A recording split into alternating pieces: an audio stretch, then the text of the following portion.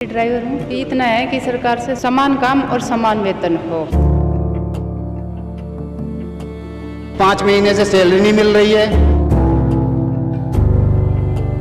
आपके सामने मैं पब्लिक की समस्याएं रखूंगा। अगर आप सॉल्व करना चाहें, आप भगवान आपको मौका दे, तो आप इन बातों को ध्यान में रखिए प्लीज। समाज के अलग अलग वर्ग समूहों से मिलकर राहुल गांधी उनका हालचाल जानने में सबसे आगे हैं। जैसा कि हम सभी जानते हैं कि हाल ही में कांग्रेस नेता ने डीटीसी वर्कर्स से मुलाकात की है, जिसकी वीडियो राहुल गांधी ने एक्स पर भी शेयर की है। वो मैं आपको दिखाऊंगी इस वीडियो में।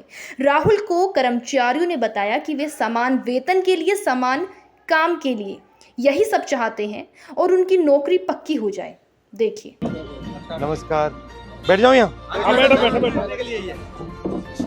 आप कंडक्टर हो, आप ड्राइवर हो, कंडक्टर आप ड्राइवर। आपका कितना बनता है? मैं तो परमानेंट सर 800 रुपये एक दिन का बनता है, उसी में SIPF दोनों कटता है और जो रेस्ट बनता है उसको ही पैसे कटते हैं। आप ड्राइवर हो, 21,000 टोटल किलोमीटर के हिसाब से इनका। अच्छा, और कितने घंटे होता है काम? 8 घंटे होते हैं, बट अगर 1-2 घंटे ऊपर चलेगा उसका पैसा नहीं मिलेगा। नहीं सर, कच्चे हैं, सब कच्चे हैं। सब कच्चे हैं। तो आपको कितना पैसा मिलता है, कॉन्ट्रैक्टर को कितना मिलता है?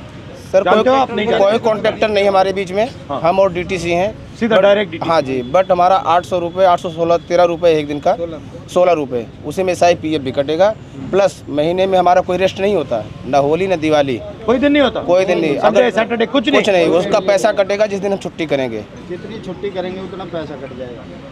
अगर आपकी मदद की जाए तो क्या करा? हमें सर समान भत्ता किया चाहिए ताकि हम लोगों का भी गुजारा हो सके, बच्चों की भी देखरेख किया जा सके। 5 महीने से सैलरी नहीं मिल रही है। कहाँ से किराया दें, कहाँ से किताबें लाएं, कहाँ से ट्यूशन फीस दें, कहाँ से नहीं मिल रही? आप बस पे अभी नहीं चल रहे हो? बस में चल रहे साहब प्रॉपर। सैलरी कैसे नहीं मिल रही? देने नहीं गवर्नमेंट, राज्य सरकार कह देती है सेंटर को, सेंटर सरकार कह देती है राज्य को।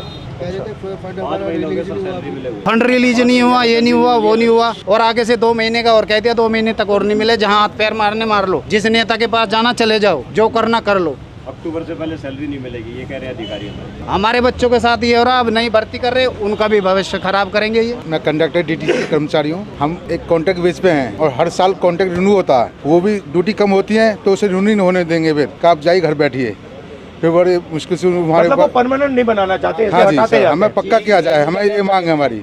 या नहीं तो समान वेतन समान काम होना चाहिए हमारा। हम आपसे मांग यही कर रहे हैं बस सरकार से। जब तक शीला दीक्षित हमारी बहन जी थी, जब तक उन्होंने पक्का किया, उनके बाद हमारे कोई अभी तक सुनवाई नहीं, उन्होंने पक्का किया। लेकिन हमारा सवाल ये है सर कि नागरिकता हमारी पक्की तो नौकरी कच्ची क्यों? क्योंकि आज निजीकरण हो रहा है, सबसे ज्यादा निजीकरण कर रहे हैं लोग, और इस निजीकरण से हमारे बच्चों का क्या भविष्य रहेगा?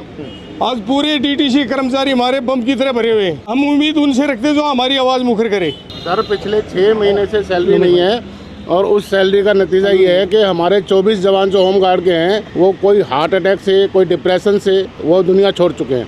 और हमारी समस्या ये है सर कि हमें हर 6 महीने के लिए हमारे को स्टैंड किया जाता है। ऑलरेडी हम ट्रेंड हैं, ट्रेनिंग के बावजूद हम भर्ती हुए थे होमगार्ड के अंदर, और उसके बावजूद अभी 10,285 आदमियों की भर्ती निकाली है, और हमें जनवरी तक का टाइम दिया गया कि अब इस उम्र में, जिसमें हमारी एज सबकी 50 प्लस हो चुकी है, अब इस एज में हमें कोई ना तो सिक्योरिटी में नौकरी देगा, ना ही कोई और नौकरी हमें मिल पाएगी। मैं भी ड्राइवर हूँ। बस इतना है कि सरकार से समान काम और समान वेतन हो। मैंने बताओ, इनकी उम्र इतनी ज़्यादा हो गई, अब ये क्या करेंगे? दूसरी नौकरी देखने के लायक भी नहीं छोड़ा इनको। बस यही है कि समान काम और समान वेतन हो। ये प्राइवेटाइजेशन जो हो रहा है, इसका फायदा किसको मिल रहा है? इसका फायदा उद्योगपतियों को मिल रहा है, टॉप वालों को, उद्योगपतियों को मिल रहा है। आप एक्सपीरियंस हैं, कब से चला रहे हैं आप? मैं जब चला नहीं रहा, मैं अंदर हूँ वर्कशॉप के अंदर, और मैं वर्कशॉप में, हाँ, जब से और संभाला है, गाय और बिठड़े के समय से मैं कांग्रेस का हो रहा हूँ, और मुझे बहुत खुशी है मेरे लिए, मुझे आपसे मिलने का सौभाग्य मिला। और आपके सामने मैं पब्लिक की समस्याएं रखूंगा। अगर आप सॉल्व करना चाहें, आप भगवान आपको मौका दे, तो आप इन बातों को ध्यान में रखिए प्लीज। क्योंकि इसलिए आया हूँ यहाँ। ये आम आदमी है, ये आपकी ही जनता है, और आपसे प्यार करने वाले हैं कांग्रेस के नाम से। बताइए। ठीक है सर। रही बात रोजगार की, आज मोदी जी ने इतना बुरा हाल कर दिया देश का, हमें एक तरह से गुलामी महसूस होती है। पढ़े लिखे का अंतर खत्म कर दिया इन्होंने।